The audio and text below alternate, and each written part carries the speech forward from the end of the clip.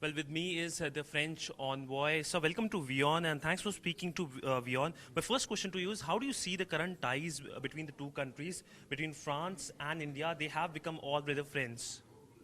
The relations are excellent. We have, for years, we have a great level of trust between the two countries. It's an all-weather partnership in good and bad days. That's where you recognize friendship. And this partnership is embodied at the best level between the Prime Minister Modi and President Macron. We have a great personal alchemy that was seen last year during Prime Minister Modi's visit to France. Now we want to bring this partnership even further. We want to reach some new sectors which are key for the development of our two countries, like cyber, like artificial intelligence, and we want to project it on a more wider regional dimension, and that's the idea of the Indo-Pacific strategy, which goes from maritime security to blue economy and connectivity. So, a lot of things in focus when it comes to France and India. But, sir, talking about a recent legislation which was passed in the Indian Parliament, the Citizenship Amendment Bill, we have seen France coming up with guidelines for its citizens when they're going to northeast of India and Assam. But what is France's take when it comes to the entire law? Any comments? Well, I don't think it's up to France to have a say in on domestic matter in India. India is a democracy, it's the largest democracy, and it's a rule of law. And I understand that when there are conflicting views on the law, and when people challenge the certain aspect and say it's against the constitution, then you can challenge it in front of the Supreme Court if it's competent, and so it's not up to a foreign country to criticize.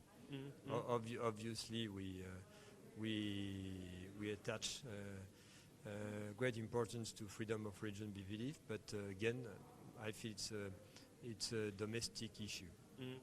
Sir, talking about the issue of terrorism, this is something that has been a cause of concern for New Delhi. Particularly when it comes to the financing of terrorism, we have seen our neighboring country, Pakistan, being talked about its commitments. Are you hopeful that it will fulfill its commitments before the February deadline? Well, my country, being as India a victim of terrorism, has no weakness in the fight against terrorism, and financing is a key aspect in the fight against terrorism. That's why France, with like-minded partners, and India in the first place, decided to launch this initiative, No Money for Terror. And India, by the way, will host the next summit. Regarding FETF, my country and other members decided in November that further pressure should be exerted so that all the countries, Pakistan in that case, meet its obligation. We have a review in February, and we shall see by then if they did so. So my last question to you is, do you think that next year, finally, India-EU FTA talks will begin? And what are the key things do you think that can be ironed out, which were the issues last time? Well, I hope that the discussion can resume. Then we need to aim at ambitious agreement. Otherwise, no use to relaunch negotiations. And ambitious means ambition in the sectors it covers. And as you know, we have some expectations, especially for public procurement, but also ambition regarding climate environment.